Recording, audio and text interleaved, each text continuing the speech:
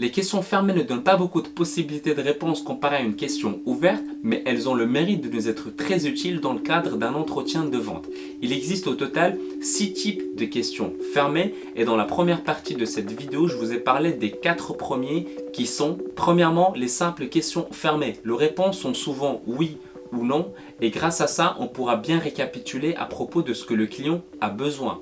Deuxièmement, les questions de contrôle, qu'on appelle également les questions de test ou de sondage, elles permettent de contrôler les vraies motivations de notre client, de les questionner sur ses intentions ou de faire le point. Troisièmement, les questions miroirs, elles peuvent être utilisées pour gérer des objections parce que ça permet à l'interlocuteur d'approfondir son point de vue, parfois même de le modifier sans avoir à se justifier.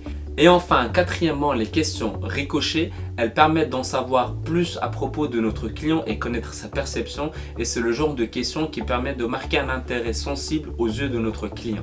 Et maintenant, nous allons voir les questions relais et de relance. À la fin de cette vidéo, vous serez en mesure de savoir comment répondre intelligemment à une question pour mieux comprendre les attentes de votre interlocuteur, comment répondre efficacement à une objection et comment revenir à la discussion initiale si jamais ça part dans tous les sens. Générique.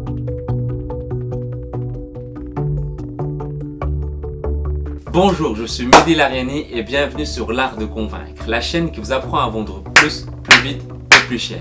Durant mes expériences passées à côtoyer des grandes sociétés pour travailler dans le domaine de la vente, que ce soit en B2B ou en B2C, ils me permettent aujourd'hui de vous livrer les différentes méthodologies, toujours dans le but de vendre davantage. Si vous êtes nouveau ici, pensez à vous abonner en cliquant juste en bas parce que je publie une vidéo chaque semaine.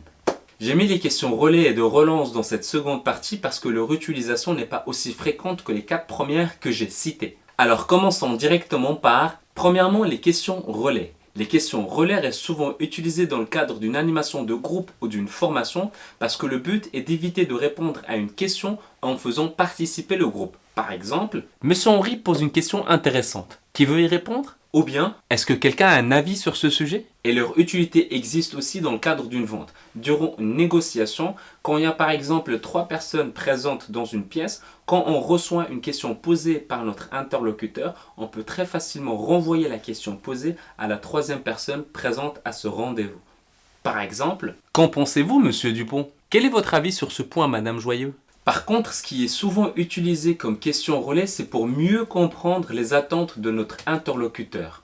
Du genre, c'est-à-dire, par exemple, à votre avis, vraiment, dans quel cas ? Et ce qui est intéressant avec les questions relais, c'est de faire le parallèle avec un témoignage client pour renforcer la crédibilité de ce que vous dites, plutôt que d'affirmer vous-même l'avantage de votre produit. En gros, on va parler à la place d'une personne de référence. Par exemple, vous connaissez Monsieur la Réussite ? Vous savez ce qu'il a répondu à ça ? Ou bien, vous savez comment il a décidé ? Est-ce que vous savez pourquoi il a fait ce choix ? Je vais vous le dire. Je pense que vous avez compris le principe. Deuxièmement, les questions de relance. Les questions de relance, comme celles de relais, peuvent très facilement être utilisées pour animer une formation ou une réunion.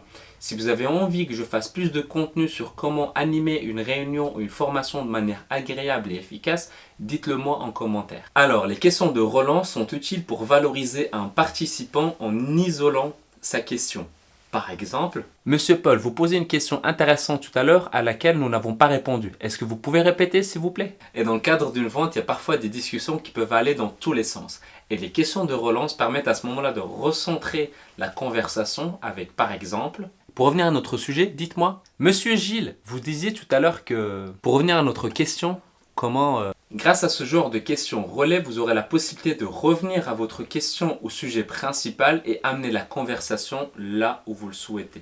En conclusion, les questions relais et de relance sont souvent très utilisées dans le cadre d'une animation de groupe ou une formation, mais ce sont également des questions très utiles dans le cadre d'un entretien de vente. À vous de les utiliser quand c'est nécessaire.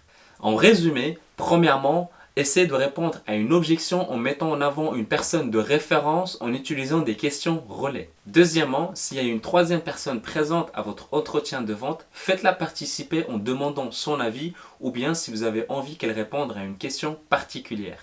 Et enfin, troisièmement, continuez à chercher à comprendre ce que veut dire votre client en utilisant des questions de relance. Si vous avez aimé cette vidéo, cliquez ici pour vous abonner. Si vous êtes déjà abonné, alors laissez-moi un commentaire parce que je suis curieux de connaître votre avis. Si vous êtes commercial et vous désirez vendre plus et augmenter votre chiffre d'affaires, alors cliquez juste en bas pour recevoir mon guide qui vous explique comment vendre plus vite et plus cher.